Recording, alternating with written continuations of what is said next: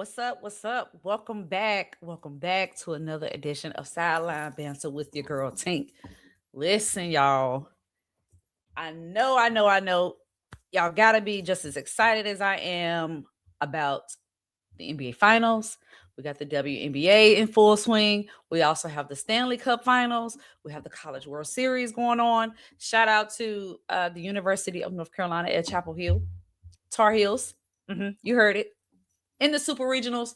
Shout out to them, the only ACC team that made it. So yeah, watch how you talk about them. Watch how you talk about us. Um, but yeah, so we got the NBA finals that have kicked off. We're gonna go ahead on and jump right into it. So the Oklahoma City Thunder was unsuccessful against the San Antonio Spurs in game seven. So the Knicks was waiting patiently for the Spurs to arrive as the Knicks swept the Cavs. So we're gonna jump on into it. So game one kicked off.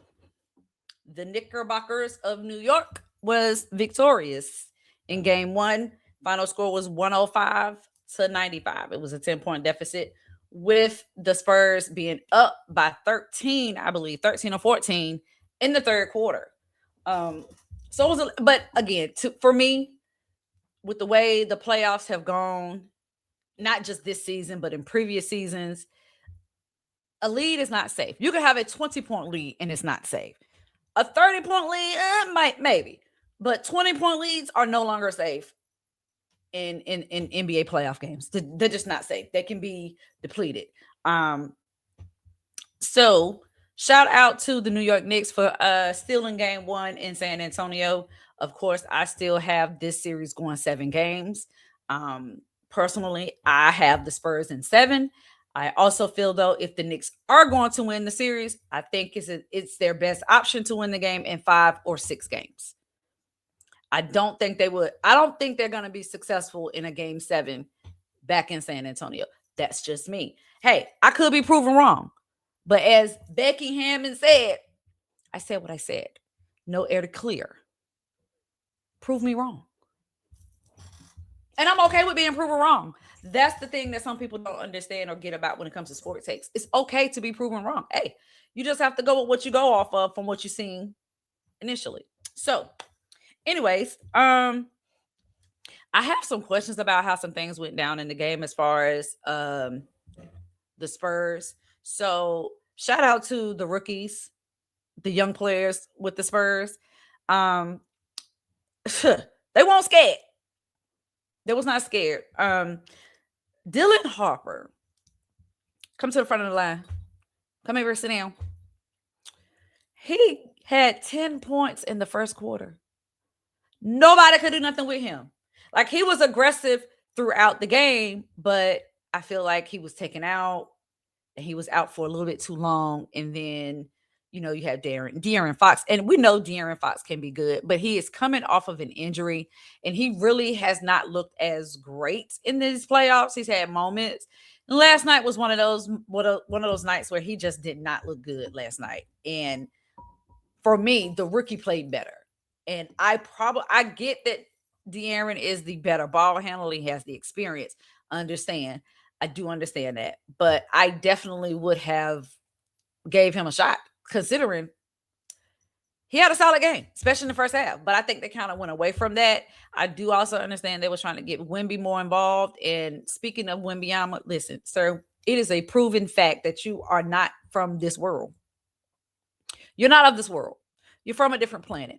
Like, nobody can throw their own alley oop in a game and then finish it. Nobody can do that but you, Wemby. You're the only one that can do that. Okay.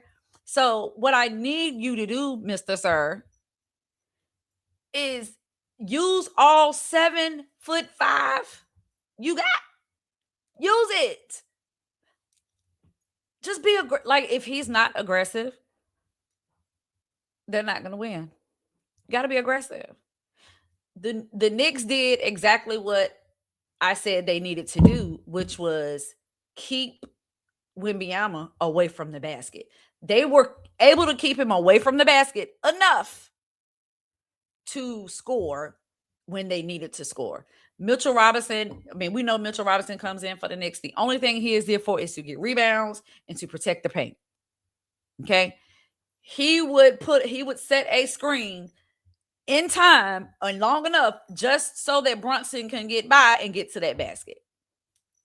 Josh Hart, shout out to him. Yes, he was in foul trouble. However, and he didn't score as much, but he impacted the game in other ways. He impacted the game by rebounding. He got very key rebounds down the stretch in that fourth quarter to help them seal that win.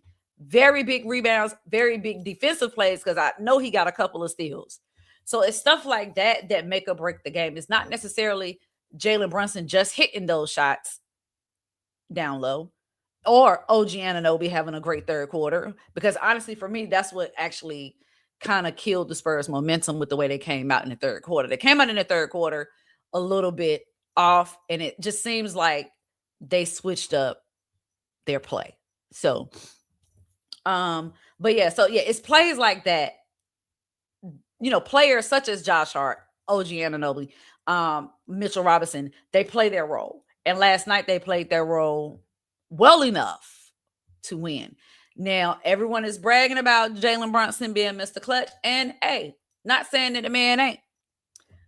But there was a time where Cade Cunningham scored like 45 points off of 40-something shots. Somebody was like, it was terrible. The stat was terrible because he didn't shoot it well. It was like 17 to 41 or something to that effect. Last night, Jalen Brunson was 12 out of 31. You got 30 points off of 31 attempts. Yeah. So I'm not saying Jalen Brunson is horrible. He showed up when he needed to show up. But that wasn't a great shooting night. And I'm going to just leave it at that. I'm just saying people pick and choose what they want to celebrate. But I don't think, now what I don't think is that Brunson is going to have another bad shooting night. I don't believe that. I'm pretty sure that he's going to get that together. But I have a big question mark with the Spurs and their coaching. First, shout out to Mike Brown, because Mike Brown made the necessary adjustments and it worked. Mike Brown has been coaching his behind off. I said this several times throughout this whole playoffs. He's been coaching his behind off. So shout out to him. But Mitchell Johnson, I'm gonna need you to go ahead on and call Coach Pop and get something together, because you, in the first half, Julian Champagnie was 5 of 6 from 3. He only took 6 shots. He had 15 points, and he was unstoppable. You gotta figure out a way to keep him going. Again, I understand you want to get Wemby going, you want to get Fox going, but Wemby was not being aggressive. Fox was terrible on offense. You got to go with what's working, and you go with what's working until they break it. It ain't broke, don't fix it. That's just me. Dylan Harper had 10 points in the first quarter. And let me tell you, them young guards had Jalen Brunson in pure hell in that first half. And some of that third quarter, whatever Jalen Brunson got, he had to work for it. Actually, whatever the Knicks wanted and what they got, they had to fight for it. The Spurs didn't make it easy. They kept settling for jump shots, and you can't keep doing that. You got to keep attacking. You got to be aggressive. Just be aggressive. You got to punch back. So, but I'm not gonna say that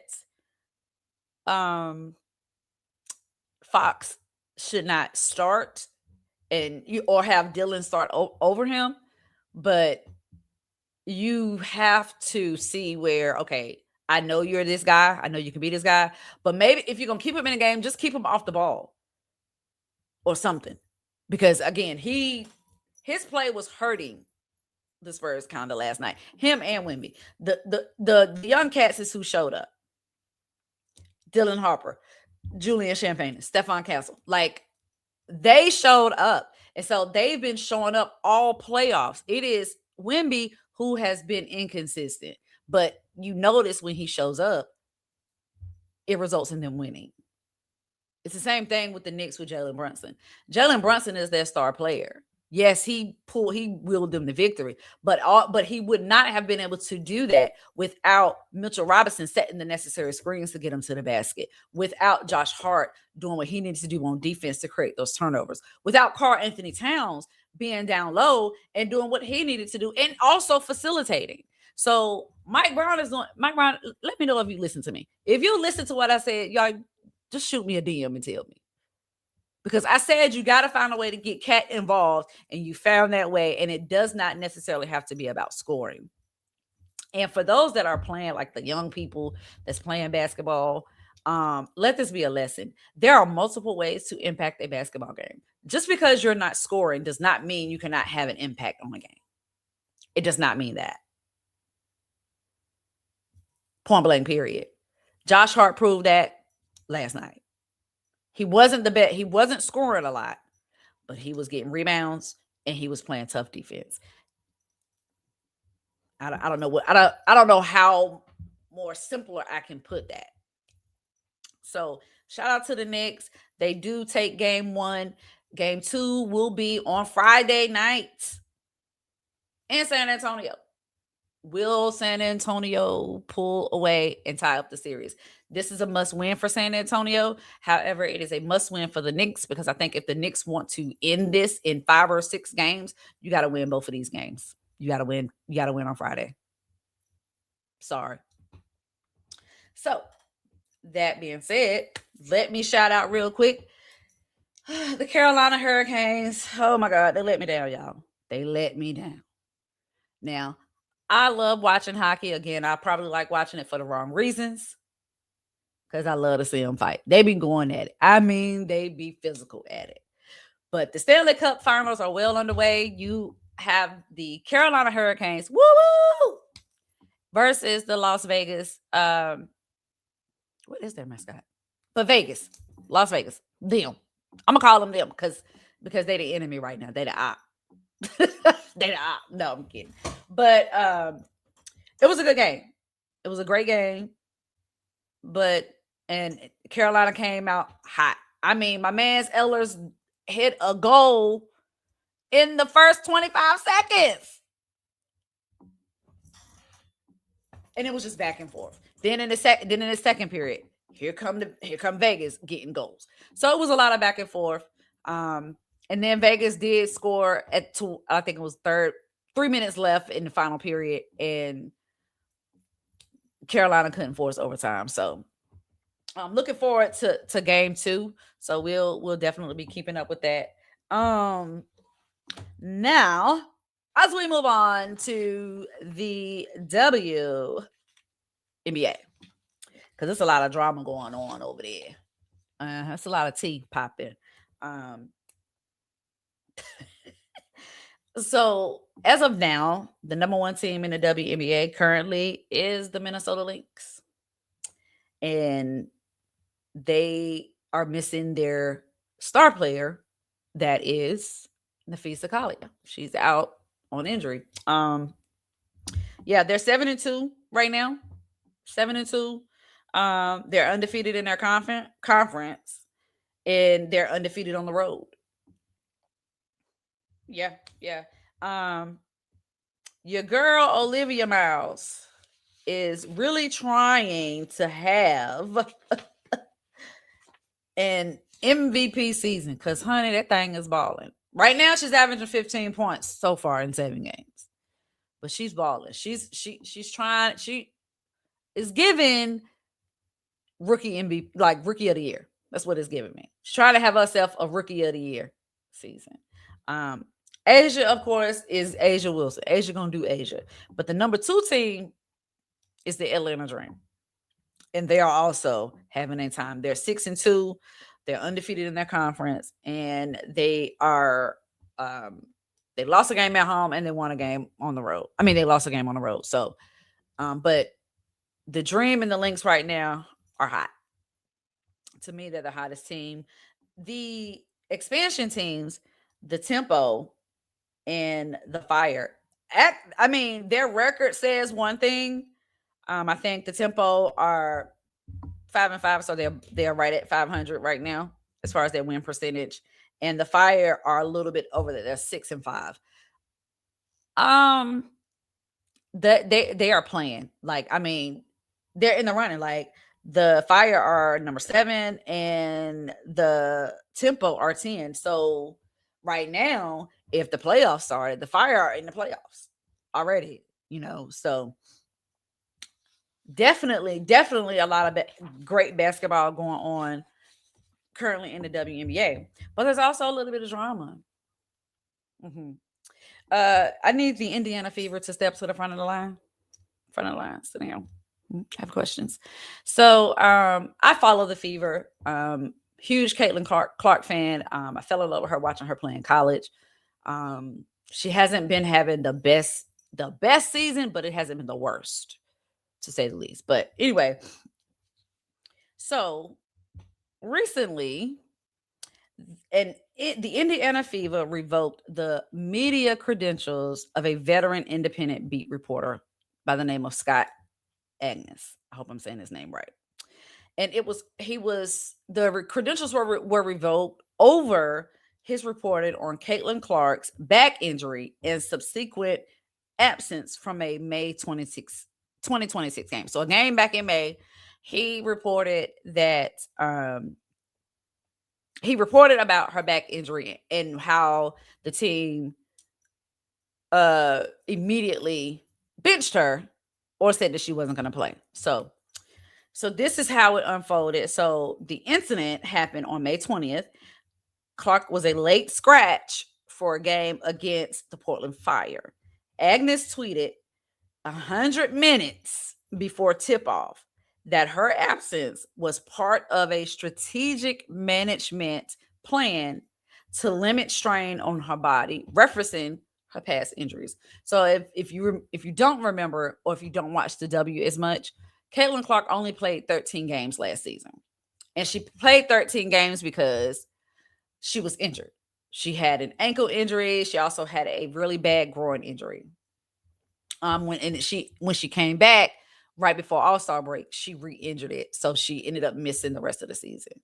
The aftermath of that, the Fever's PR team briefly spoke with Agnes before that game to dispute the tweet, then formally revoked his credential access via email without further meeting or discussion. Fever, that's nasty work. Fever, that's nasty work. I'm just going to tell you, that's nasty work. The response is the response from the WNBA. They issued a warning to the Fever for failing to properly report Clark's injury the day before the game, as mandated by league protocol. So they did not notify the league the day before to say that she wasn't going to play. They did it like right before the game, the day of the game, before the game started, actually. So that is a warning because you are breaking league protocol. So the media backlash, though, other journalists, and rightfully so, because journalism, you Fever, no, you can't be revoking credentials. Now, if he flat out lied about something and it was a lie and it was mess and it was okay, but Scott Agnes has been covering the Fever for forever. He always, typically his information is accurate. So I don't think he would have made that tweet without getting that information from a reputable source. I just don't see that. Not when you're that big, but that's just me. But yeah, the media world, and rightfully so, is publicly condemned. Like, you cannot revoke someone's credentials, losing access in an act of reporting, because it's almost like you're punishing him for reporting what's going on. That's his job. You're revoking his privileges for something that he gets paid to do. That's what he does. It's just, it to me, it was a bad move. I feel like they could have had a conversation about it. Maybe, have him come, if the information wasn't accurate, have him come back and maybe have him come back and retract it. But I wouldn't. I think revoking his credentials was a bit too far. It was a bit too far, and it also makes you look guilty. It makes it seem like what he said might have been correct. That's just my 2 cents.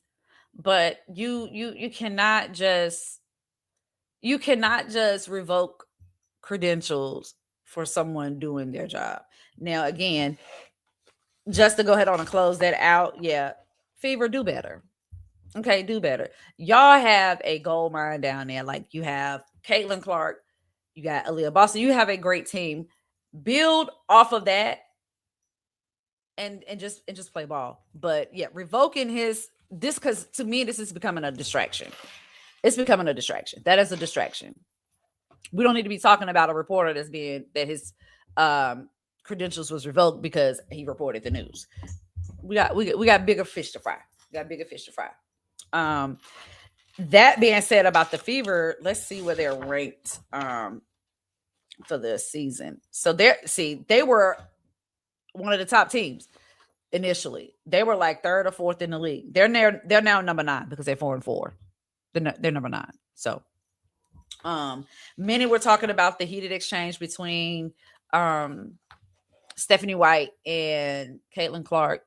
Of course, they both have came out and said it was just a coach coaching her player and the player not enjoying the criticism. It was nothing more than that. They actually, and there is a video of it of when Caitlin after that, she actually was, encouraging her teammates, encouraging Stephanie, like it didn't look like it was something that lingered over.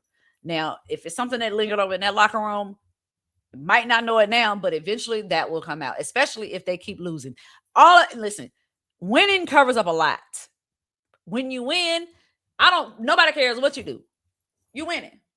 But when you're losing and there's drama, that drama is going to surface up because people are going to say, well, you're losing and this is why. Period. So, so a little bit of NFL news.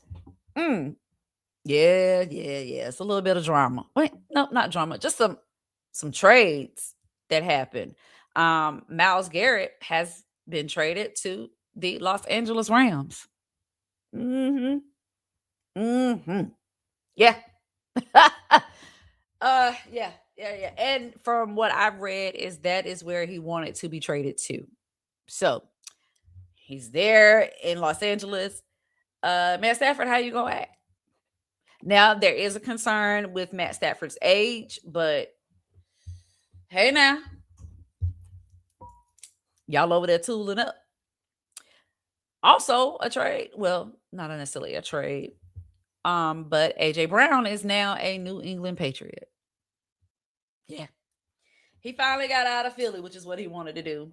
And then I also saw where he made a statement about, I don't know if it was a statement or what, but anyway, he spoke on his relationship with Jalen Hurts and said that his relationship with Jalen Hurts is not what it used to be. They're not as close anymore. So that kind of sucks, but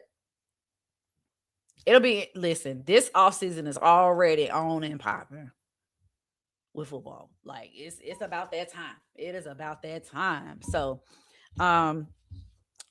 looking forward to seeing how the Rams gonna act with with Myles Garrett. And we're also gonna see how AJ Brown is gonna act in New England. Now, if he gets to New England and he's still not getting the ball, AJ, was it you and not Jalen? I mean, we'll have some questions.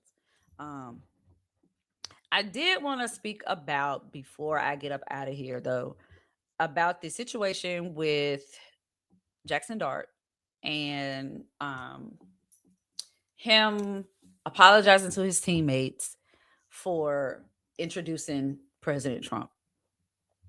So he was at a Trump rally, and he introduced him. Okay, that of course means you endorse and you support him. Hey, that is your right. Nothing wrong with it. But then he apologized to his teammates. And I wholeheartedly agree with Abdul Carter.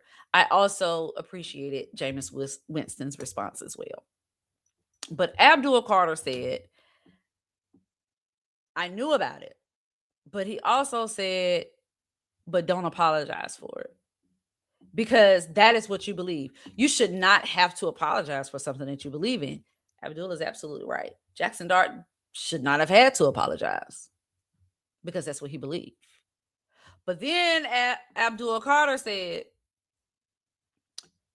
but do not be upset with me when I stand on what I believe, because I don't believe in what you said. In other words, Abdul said, I'm not going to apologize because I don't agree with what the president stands for. That's what he said. And that is also his right. There were other players that might have spoken out, but I think Cam Newton said that it should have been a private conversation. It should not have been a conversation where Abdul Carter, I think he said it, I think he shared it online and was like, bro, what am I watching? Because, you have all of these men of color on your team, Jackson, and you are endorsing a person who has pretty much made it clear that's not his cup of tea. So I don't think I'm hoping that does not be a distraction for the season. And I also hope it does not cause discord in the locker room. And I think that's why he apologized, because he probably felt like it was going to be some discord in that locker room with him introducing the president. So again, as Abdul Carter said, you have every right to believe whatever it is you want to believe. You should not have to apologize for it. However,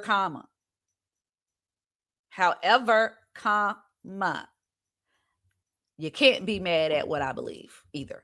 So if I'm standing against that, that is also my right. And I support it. Absolutely support it. I absolutely do. So we're going to go ahead on and wrap things up there. Please, please, please stay tuned with Sideline Banter. Please go and follow me on Instagram at Sideline Banter 23. You can also go to the YouTube page at Sideline Banter, where you will see videos, updates, everything about what's going on in the finals, as well as what's going on in the WNBA, sports world, hockey, you name it, I got it. I'm bringing it. Okay? Yeah. So gonna definitely keep you up to date. Hopefully, we have a great game 2 between the Knicks and the Spurs. I'm looking forward to it. Also, hope there is a great game between the Carolina Hurricanes and between Vegas and the Carolina Hurricanes. I don't know why I keep getting messed up. But that being said, again, it's your girl Ting. I'm gonna be back here on that Sideline Banter next week. Okay? I'm gonna be here. I'm gonna have all the updates for you. Stay tuned, baby. Until next time. Mwah. Peace.